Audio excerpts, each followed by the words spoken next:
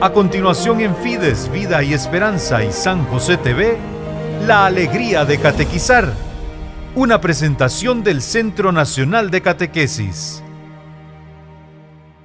Bienvenidos a La Alegría de Catequizar. Hoy estamos cerrando esta serie de capítulos en los que hemos conversado sobre la fundamentación bíblica de los sacramentos. Nos acompaña el Padre Mario Montes, de la sección de animación bíblica de aquí del Senacat. Padre, bienvenido. Muchas gracias por habernos acompañado durante estas semanas. A usted, Pedro, por esta invitación y a ustedes por estar atentos a estas enseñanzas.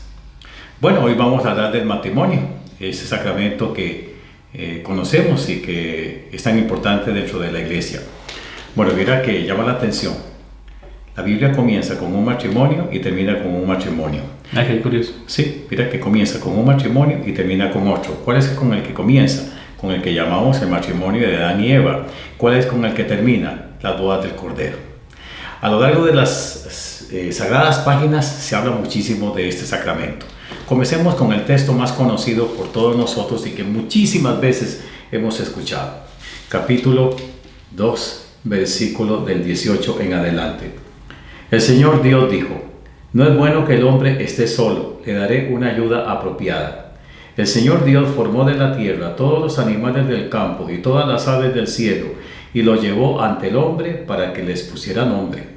El hombre impuso nombre a todos los ganados, a todas las aves del cielo y a todas las bestias del campo, pero para sí mismo no encontró una ayuda apropiada. Entonces el Señor Dios hizo caer sobre el hombre un sueño profundo, poniendo carne, y mientras dormía le quitó una costilla, poniendo carne en su lugar. De la costilla tomada del hombre, el Señor Dios formó a la mujer, y se la presentó al hombre, el cual exclamó: esta sí que es hueso de mis huesos y carne de mi carne. Esta será llamada mujer, porque Dios la tomó del hombre. Por eso el hombre deja a su padre y a su madre, y se une a su mujer, y los dos son una sola carne. Los dos estaban desnudos, el hombre y su mujer, sin avergonzarse uno del otro. Génesis capítulo 2, versículo del 18 al 25. Es uno de los textos claves para entender el origen de este sacramento, la unión de un hombre y una mujer. Luego, naturalmente, que a lo largo de las páginas bíblicas aparecerán diversos matrimonios, los matrimonios de los patriarcas, los matrimonios que en algún momento se mencionan en la historia bíblica. Hay un libro bellísimo que también, aunque no nos habla directamente del sacramento del matrimonio, pero es proverbial y es modélico, el Cantar de los Cantares. Sí, que representa la realidad del amor de pareja, digamos. Exactamente, que es un poema de amor de novios. No se trata directamente del matrimonio, pero sí pues de una pareja israelita que se ama profundamente y que es celebrada en el gozo de amarse. Y claro que con Cristo ni se diga, ¿verdad? Cuando Jesús habla del amor esponsal. Los fariseos, que bien sabemos andaban buscando la forma, algunos, de justificar el divorcio, le preguntaron. Y hay un texto muy llamativo que a raíz de la pregunta sobre el divorcio, Jesús habla de este sacramento de la unión del hombre y la mujer. Marcos capítulo 10, aquí tenemos una catequesis de Jesús.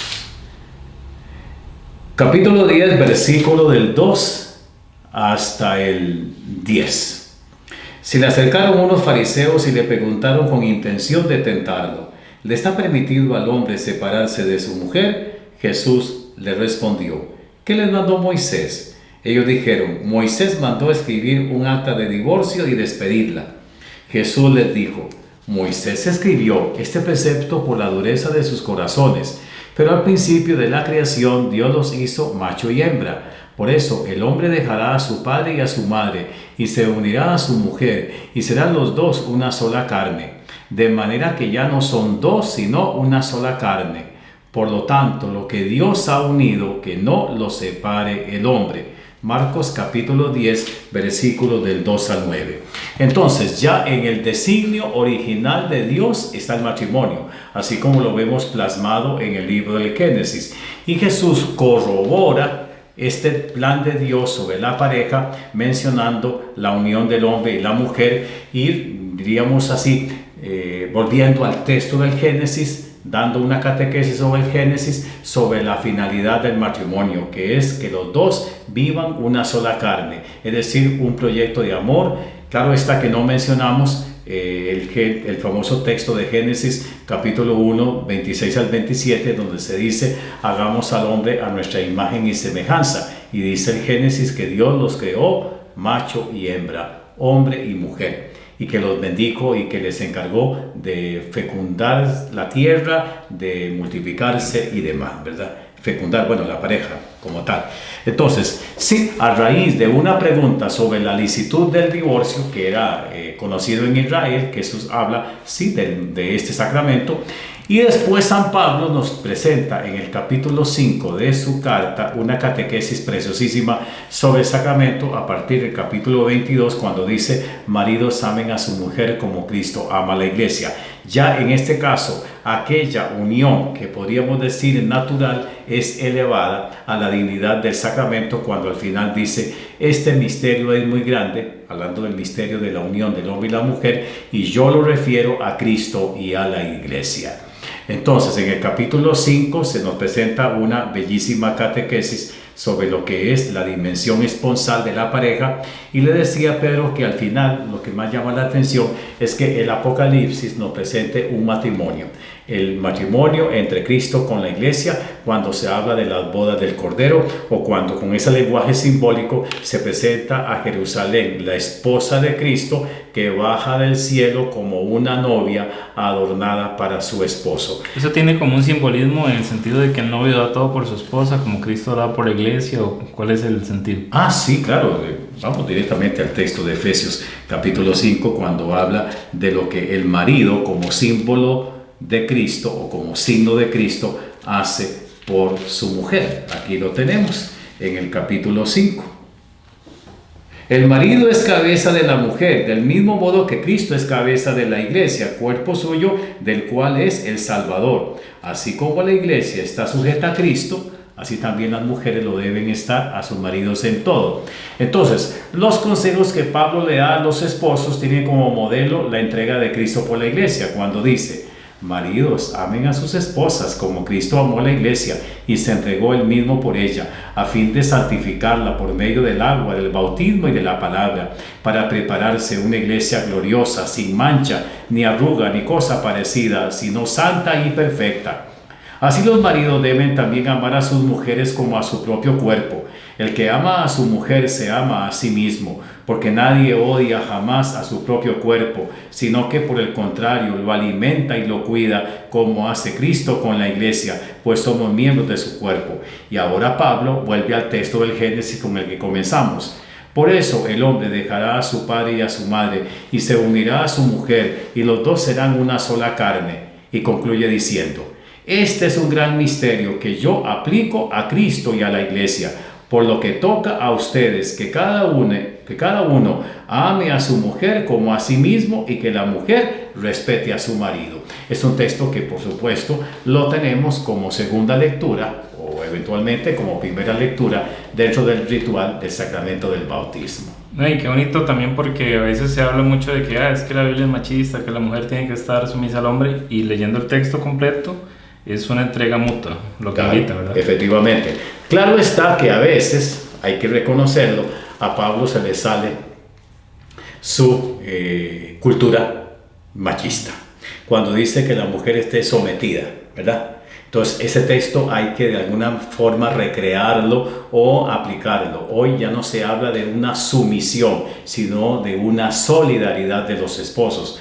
Ya no cabe, ¿verdad?, eso del sometimiento. Y si se habla de someterse, pues el modelo es Cristo y la iglesia, y con todo lo que Cristo hace por ella. Entonces, si la mujer está sometida al marido, es como entrega, no como esclavitud. Exactamente. Por eso, en algún momento en el nuevo ritual del sacramento del bautismo se repetía una fórmula que yo escuché de niño, cuando el sacerdote le decía al novio, ya recién casado y convertido en esposo: te doy esposa y no esclava. Te doy esposa y no esclava. Ámala como Cristo ama a la iglesia. Lindísimo, porque ella no es simplemente un ser inferior, sino está en profunda comunión, como lo vemos en el texto de Génesis, donde podemos decir Pedro, aplicando lo que hoy se habla, es un texto donde se nos presenta la real igualdad de la mujer en el Antiguo Testamento, en igual de derechos, de condición y de dignidad aparece en Génesis. Llama la atención en una sociedad machista como lo fue Israel, donde se habla de la unión de ellos en igual dignidad, en igual condición. Uno no es más que el otro, tienen la misma dignidad. Esto es terriblemente revolucionario en el Antiguo Testamento. Una cosa que siempre nos dicen, bueno, ¿por qué la iglesia no permite el divorcio? Jesús mismo lo dijo en estas citas que usted nos acaba de leer. Ajá. Moisés lo permitió por terquedad de ustedes. Sí. Creo que dice otra traducción. Sí. Pero lo que Dios ha unido no lo separa el hombre. O sea, es algo que ahí sí, literalmente, Jesús tuvo participación. Sí, pero es que hay que ver el contexto por el cual los fariseos invocaban el divorcio. En Israel existían varias razones, así inventadas por ellos, por las cuales se podía invocar el divorcio. Resulta que en las cláusulas del Antiguo Testamento, en especial en el caso del divorcio, se utilizaba o se manejaba a conveniencia un texto del Deuteronomio donde se dice que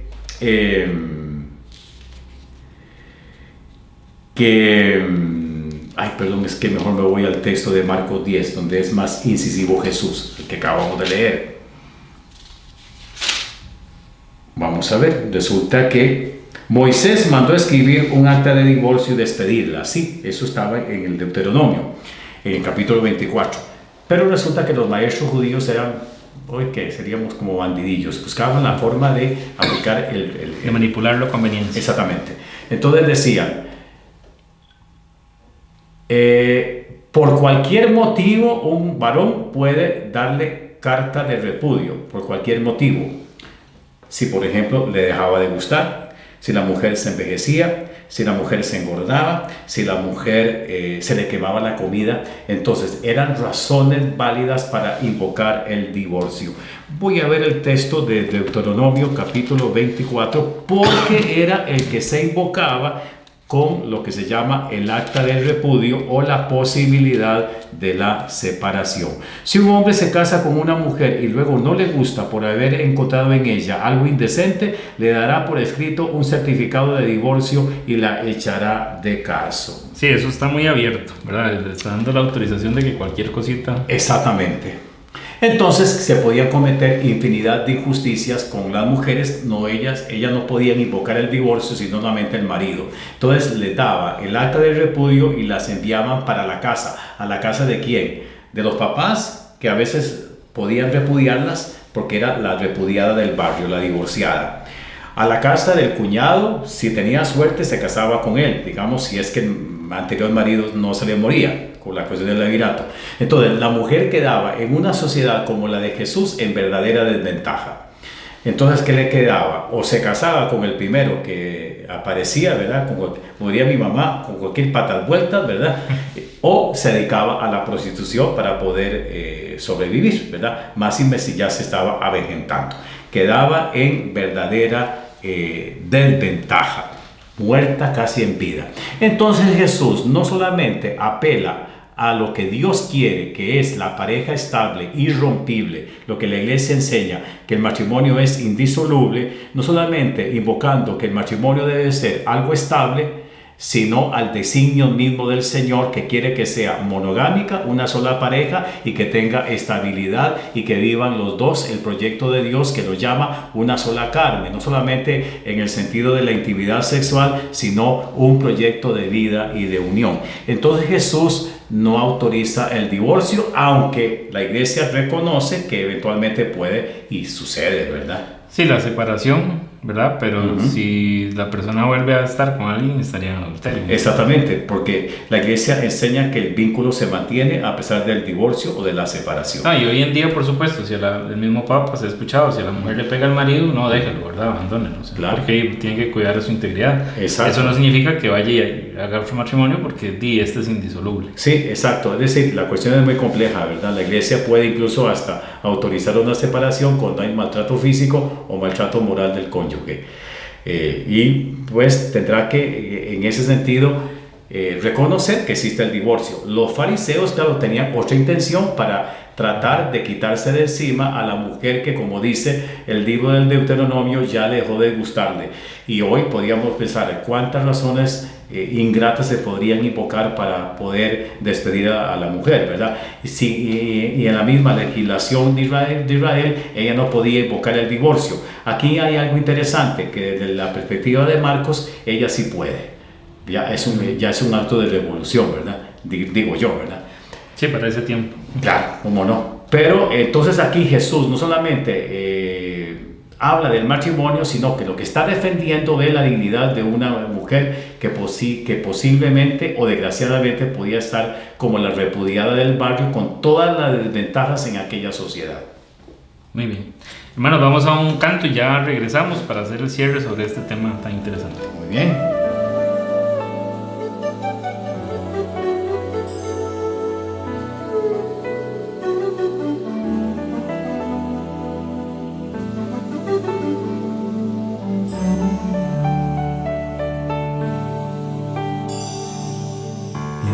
Más cerca de ti, más cerca de ella estaré. Señor, enséñame a confiar en ti. Mientras más te ame yo a ti, seguro de ella estaré. Señor, enséñame a esperar en ti. Enséñame a caminar, enséñame en ti a confiar. Quiero aprender, debo aprender cuidarla, amarla como tú amaste a tu iglesia, respetarla y tratarla como un vasito frágil que es. Señor, debo aprender, Señor, quiero aprender. Guíame, porque yo sé que mientras más cerca de ti, más cerca de ella estaré. Mientras más te ame yo a ti, más cerca de ella estaré.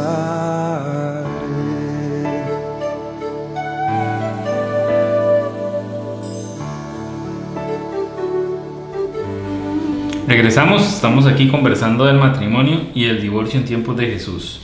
Sí, decíamos que desgraciadamente en los tiempos de Jesús se podían cometer una serie de injusticias contra las mujeres, especialmente invocando la posibilidad del divorcio, como lo planteábamos desde el capítulo 24 del Deuteronomio, que por cualquier motivo. Otros decían que las cosas podían cambiar en el caso de un adulterio. Algunos decían que por cualquier tontería que le dejaba de gustar, y lo que mencionábamos. Otros decían que la única causal de divorcio era un adulterio. Entonces la cosa sí es más grave. Podríamos decir que se podía justificar.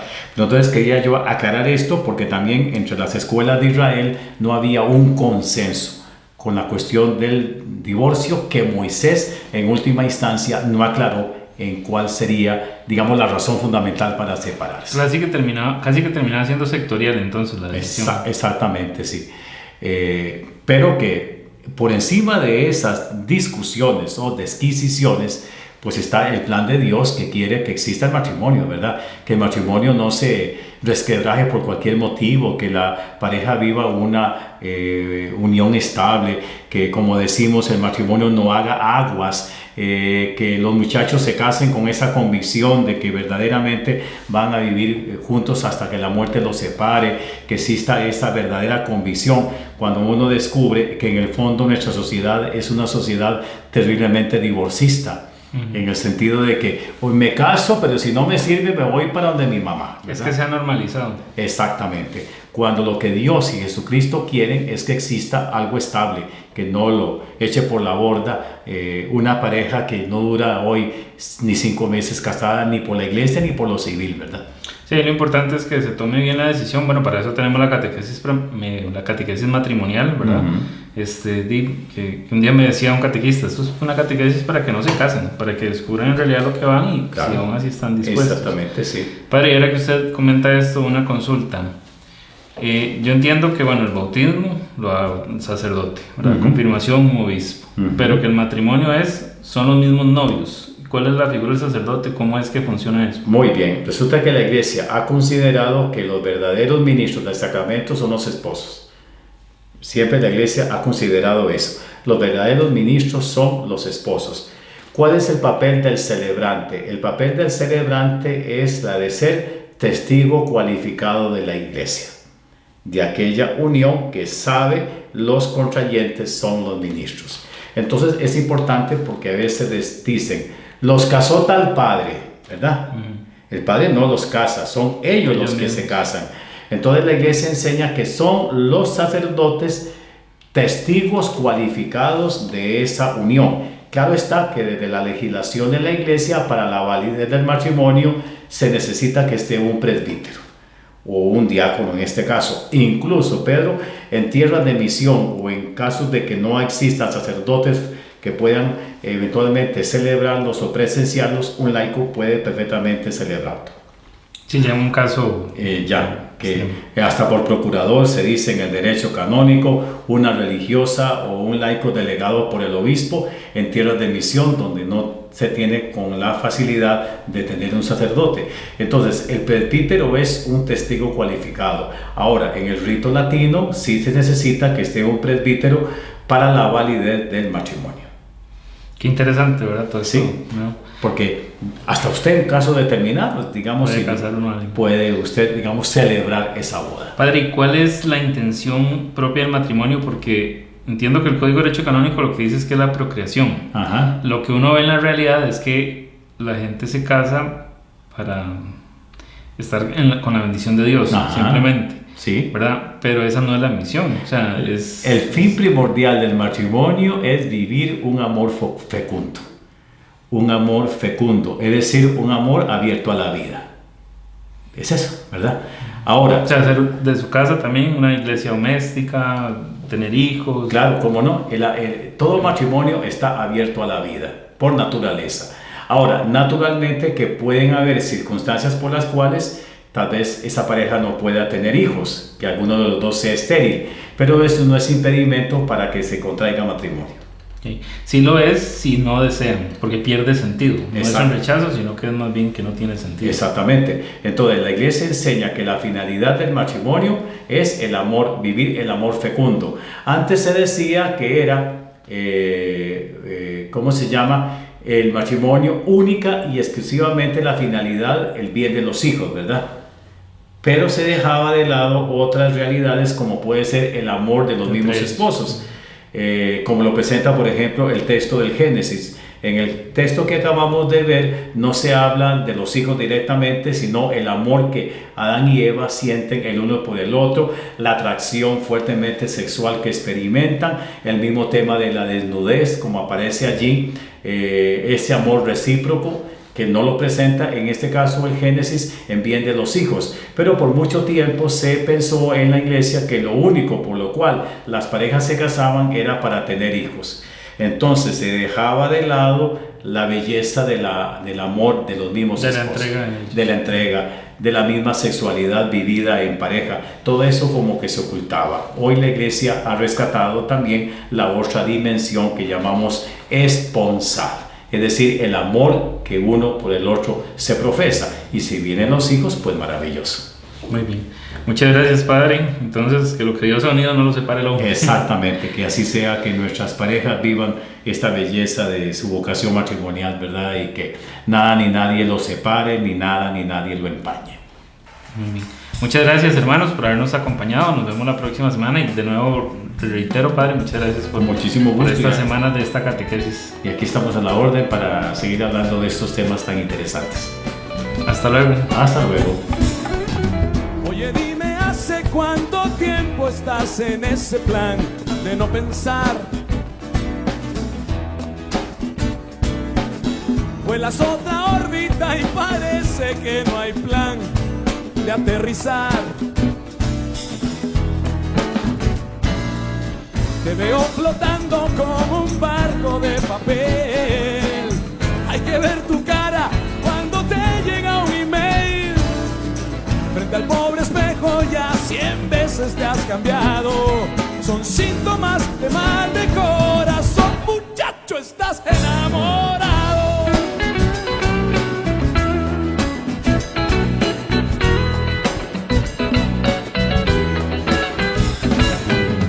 Oye, tu chiquilla soñadora, cuéntame cuál es la novedad.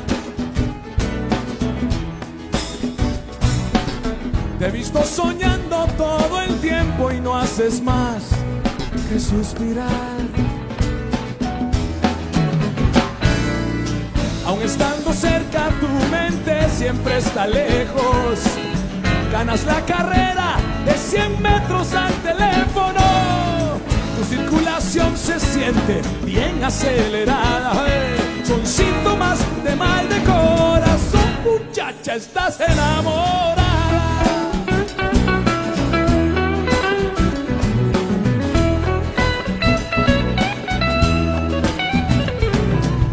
Tú me preguntabas dónde cabe Dios en esto. Si el amor es puro fuego y nada de incienso. ¿Es que acaso a él le importa lo que estoy sintiendo? Si ni yo mismo me entiendo, es que Dios conoce el corazón de un chico